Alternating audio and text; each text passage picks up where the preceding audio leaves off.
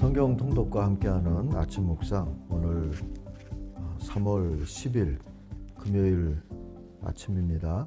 호세아서 10장부터 14장까지 오늘 읽고 묵상하겠습니다. 먼저 10장을 읽습니다.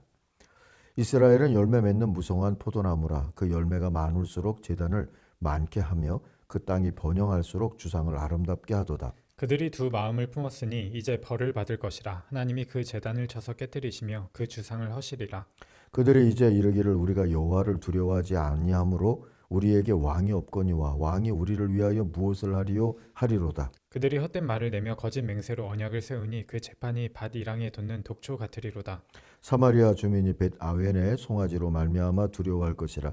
그 백성이 슬퍼하며 그것을 기뻐하던 제사장들도 슬퍼하리니 이는 그의 영광이 떠나감이며 그 송아지는 아수르로 옮겨다가 예물로 야렙 왕에게 드리리니 에브라임은 수치를 받을 것이요 이스라엘은 자기들의 계책을 부끄러워할 것이며 사마리아 왕은 물 위에 있는 거품같이 멸망할 것이며 이스라엘의 죄 곧 아웬의 신당은 파괴되어 가시와 찔레가 그 제단 위에 날 것이니 그때에 그들이 산더러 우리를 가리라 할 것이요 작은 산더러 우리 위에 무너지리라 하리라. 이스라엘아 내가 기브와 시대로부터 범죄하더니 지금까지 죄를 짓는구나. 그러니 범죄한 자손들에 대한 전쟁이 어찌 기브에서 일어나지 않겠느냐. 내가 원하는 때에 그들을 징계하리니 그들이 두 가지 죄에 걸릴 때에 만민이 모여서 그들을 치리라.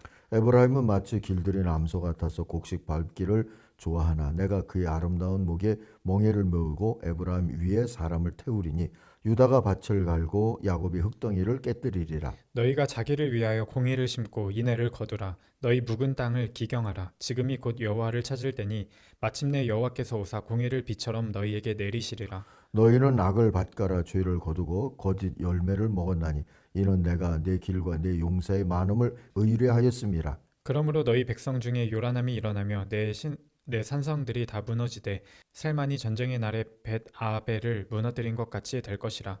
그때 어머니와 자식이 함께 부서졌도다. 너희의 큰 악으로 말미암아 베델이 이같이 너희에게 행하리니 이스라엘 왕이 새벽에 정령 망하리로다. 자, 10장을 먼저 잠시 묵상을 하겠습니다. 주님이 기대하신 건 사랑이 필요한 곳에 사랑이 흘러가도록 하는 사회, 다시 말하면 정의로운 공동체였습니다. 그걸 위해서 당신의 백성 이스라엘이 묵은 땅을 갈아엎는 노력을 한다면 정의를 비처럼 내려주시겠다 하는 계획도 세우신 것이지요. 12절 보세요. 정의를 뿌리고 사랑의 열매를 거두어라. 지금은 너희가 주를 찾을 때다. 묵은 땅을 갈아엎어라. 나 주가 너희에게 가서 정의를 비처럼 내려주겠다. 우리가 정의를 다 이루지 않아도 묵은 땅을 기경하는 노력만 해도 우리 하나님께서는 정의를 비처럼 내려주시겠다. 그런 놀라운 이상을 보여주십니다. 그러나 이스라엘은 그러지 않았죠. 우상을 섬기는 일이나 왕을 갈아치우는 일에는 누구보다도 부지런했지만 정작 정의로운 세상을 만드는 일에는 관심이 없었어요. 13절 표현처럼 적당히 밭을 갈아서 죄악의 씨를 뿌리고 반역을 거두어서 거짓의 열매를 먹으며 살았죠. 주님의 실망과 탄식은 분노와 심판으로 이어졌습니다. 이스라엘이 자랑하던 경제, 외교, 국방은 죄다 허무해졌어요. 수많은 병거와 군대는 적을 부르는 빌미가, 적의 공격을 부르는 빌미가 되고 말았어요. 13절, 14절이 그 얘기입니다. 그리고 보물을 싸들고 찾아갔던 아수르에게서 받은 건 멸시와 수치뿐이었죠. 6절, 7절이 그 얘기고요. 결국 묵은 땅을 갈아엎는 농부의 영성만큼 절실한 것은 없었습니다. 호세아를 통하여서 하나님은 그것을 알려주고 싶어 하셨던 것이죠. 자, 11장, 12장을 이번에는 읽고 또 잠시 묵상하겠습니다. 이스라엘이 어렸을 때 내가 사랑하여 내 아들을 애굽에서 불러냈거늘 선지자들이 그들을 부를수록 그들은 점점 멀리하고 바알들에게 제사하며 아로새긴 우상 앞에서 분향하였느니라. 그러나 내가 에브라임에게 걸음을 가르치고 내 팔로 안았음에도 내가 그들을 고치는 줄을 그들은 알지 못하였도다. 내가 사람의 줄 곧 사랑의 줄로 그들을 이끌었고 그들에게 대하여 그 목에서 멍에를 벗기는 자 같이 되었으며 그들 앞에 먹을 것을 두었노라.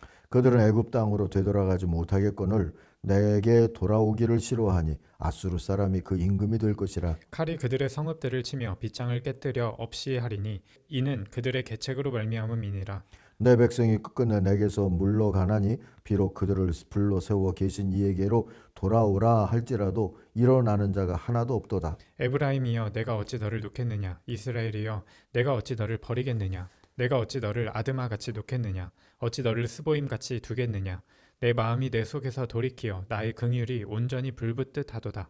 내가 나의 맹렬한 진노를 나타내지 아니하며 내가 다시는 에브라임을 멸하지 아니하리니 이는 내가 하나님이요 사람이 아님이라.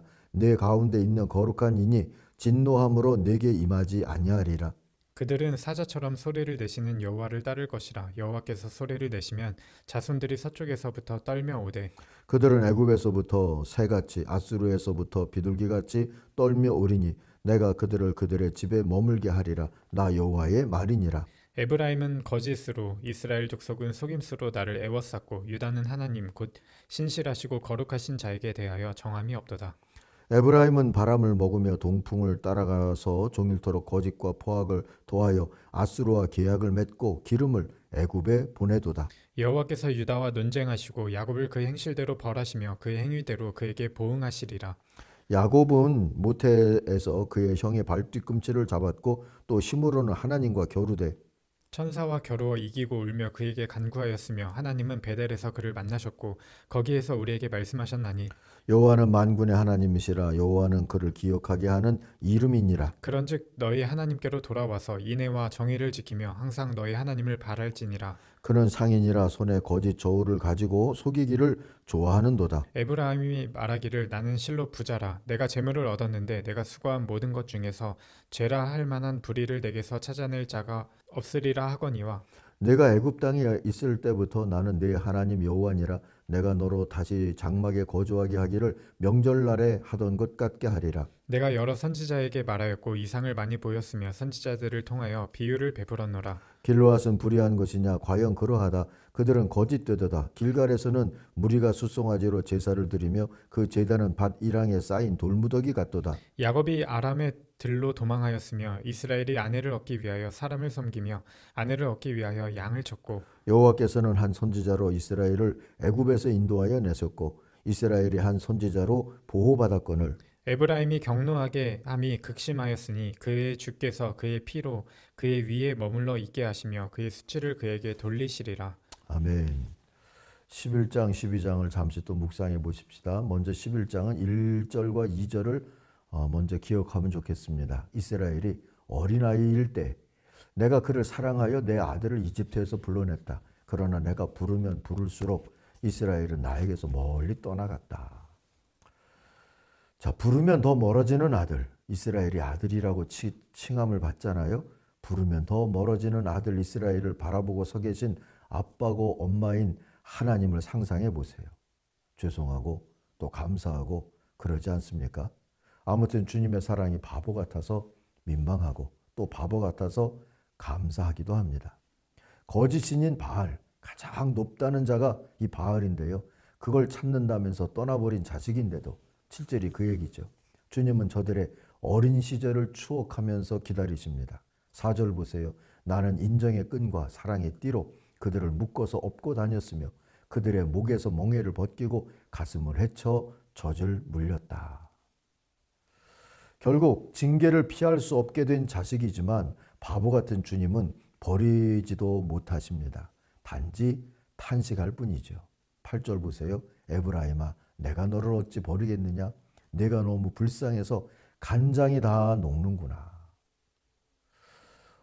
간간히 유다 얘기도 나오죠. 남쪽 유다 왕국 얘기도 나오는데 그들과는 아직 논쟁을 하시겠답니다.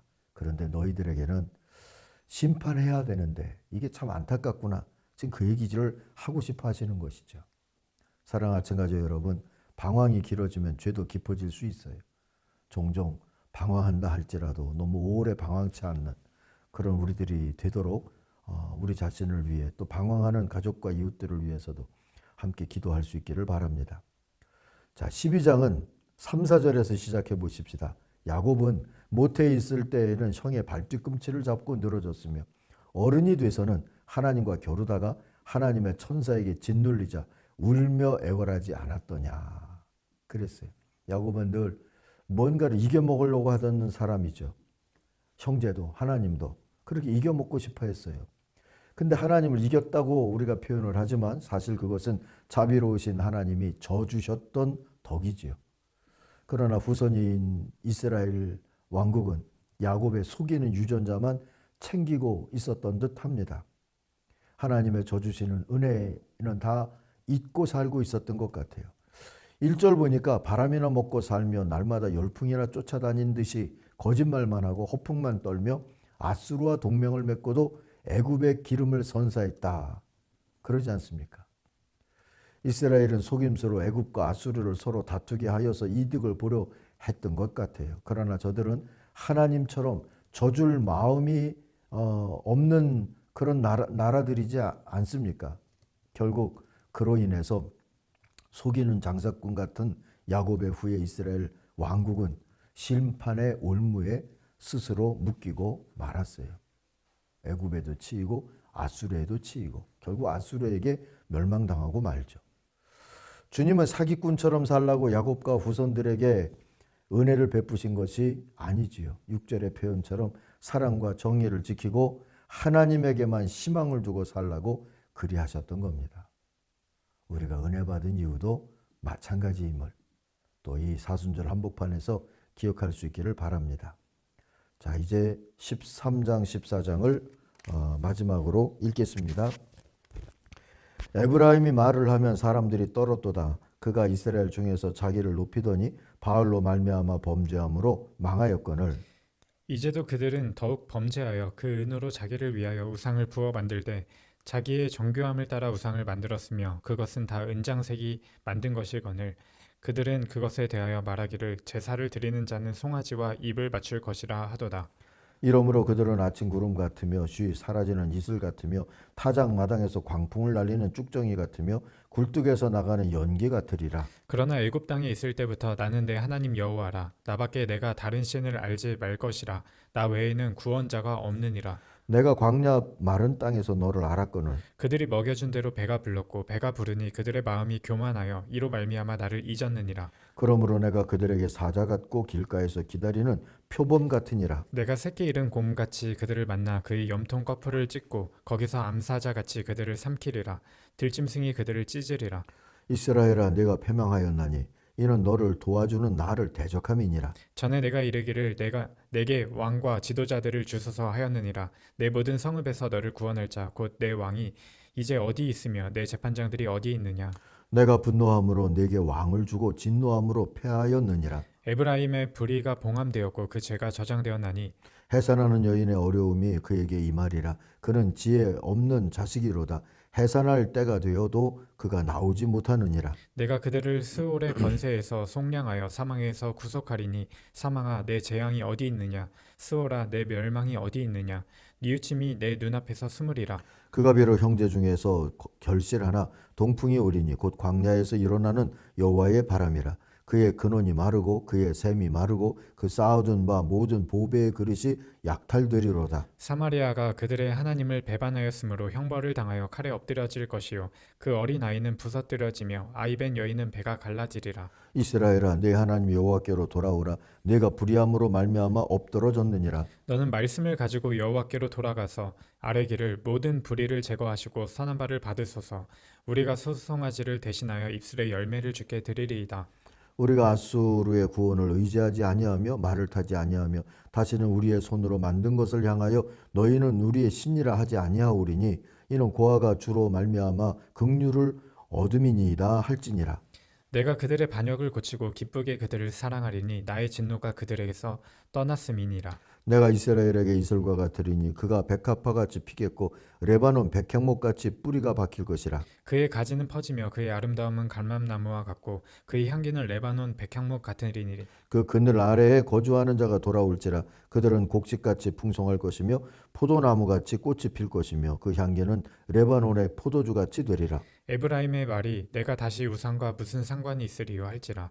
내가 그들을 돌아보아 대답하기를 나는 푸른 잣나무 같으니 내가 나로 말미암아 열매를 얻으리라 하리라. 누가 지혜가 있어 이런 일을 깨달으며 누가 총명이 있어 이런 일을 알겠느냐. 여호와의 도는 정직하니 의인은 그 길로 다니거니와 그러나 죄인은 그 길에 걸려 넘어지리라. 아멘.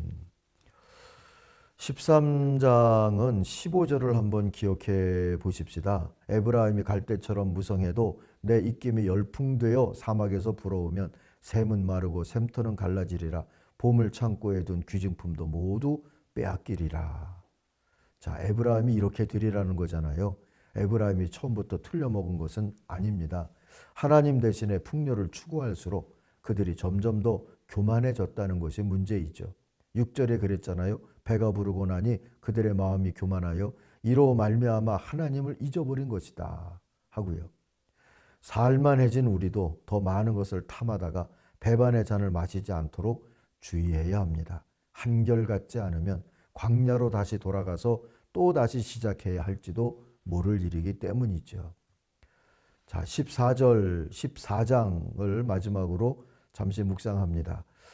호세아는 주님의 사랑을 세 가지로 선포해 왔습니다. 6장 1절에 나오는 용서의 사랑, 11장 1절과 4절에 나오는 돌봄의 사랑, 그리고 오늘 우리가 만나는 치료의 사랑입니다. 4절 보세요. 내가 그들의 반역하는 병을, 이게 병이래요. 반역하는 병을 고쳐주고 기꺼이 그들을 사랑하겠다. 그들에게 품었던 나의 분노가 이제는 다 풀렸다. 앞날에 일이 되리라는 겁니다. 아니면 이제라도 회개하면 일이 될 수 있다 하는 말씀일 수도 있고요. 기꺼이 사랑한다 또는 기쁘게 사랑한다는 것은 어떻게 하는 것일까요? 주님은 세 가지 이미지로 알려주고 있습니다. 첫째 이미지는 이슬이에요. 주님의 사랑은 이슬 같을 거다. 5절에 그랬어요. 그래서 이스라엘이 백합화처럼 꽃피고 백향목처럼 뿌리 내릴 수 있게 할 거라는 거죠. 두 번째 이미지는 폭염을 피하는 그늘입니다. 7절에 나오죠. 주님의 사랑은 오늘도 폭염을 피하는 그늘 같습니다. 환난 중에 만나는 주님의 돌보심과 보호하심이죠. 시편 121편에 보면 환난 중에 만나는 도움에 대한 노래가 있죠. 주님의 사랑은 그럴 거라는 겁니다. 세 번째는 주님의 사랑은 푸른 잣나무 같다. 이렇게 이미지화해서 우리에게 알려주죠. 늘 푸르고 곧게 자라다가 때가 되면 결실하는 나무, 푸른 잣나무죠. 8절에 그런 이미지가 기록되어 있습니다. 하나님의 사랑이 얼마나 구체적이고 은혜롭고 풍성한지 이 이미지들이 알려주고 있죠. 단지 하나님께로 돌아오기만 하면, 그리고 심판의 때를 채우기만 하면 그럴 거다 하는 겁니다. 이런 기꺼운 사랑을 은혜로 받을 수 있다고 깨우쳐 줍니다. 숫송아지나 수량은 없어도 좋다고 그러세요. 그저 주님께로 돌아와 그 사랑을 찬송하면 된다고 2절에서 다시 한번 말씀해 주고 있죠. 이게 참 은혜로워요. 제가 2절을 한번 다시 읽습니다. 너는 말씀을 가지고 여호와께로 돌아와서 아뢰기를 모든 불의를 제거하시고 선한 발을 받으소서. 우리가 숫송아지를 대신하여 입술의 열매를 주께 드리리이다. 자, 이런 회복의 구원, 또 돌아옴, 그리고 주님의 환대가 우리 시대에도 체험될 수 있기를 간절히 소망합니다. 주님의 기쁜 사랑을 받는 게 따져보면 그렇게 어려운 일은 아니잖아요. 주님이 약속하고 주님이 다 준비하고 돌아오면 주님이 회복해 주신다. 믿음으로 주님께 돌아갈 수 있는 우리와 우리 다음 세대가 되기를 다시 바라고 기도하는 아침이기를 소망합니다. 기도하십시다. 하나님 아버지, 주님의 사랑은 언제나 이슬 같고 폭염을 피하는 그늘 같고 푸른 잣나무 같을 줄로 믿습니다. 우리는 주님께 이 사랑을 바라보며 돌아올 줄 아는 믿음을 갖도록 인도해 주시옵소서. 예수님의 이름으로 기도하옵나이다. 아멘. 하늘에 계신 우리 아버지, 아버지의 이름을 거룩하게 하시며 아버지의 나라가 오게 하시며 아버지의 뜻이 하늘에서와 같이 땅에서도 이루어지게 하소서. 오늘 우리에게 일용할 양식을 주시고 우리가 우리에게 잘못한 사람을 용서하여 준 것 같이 우리 죄를 용서하여 주시고 우리를 시험에 빠지지 않게 하시고 악에서 구하소서. 나라와 권능과 영광이 영원히 아버지의 것입니다. 아멘. 각자 기도하겠습니다.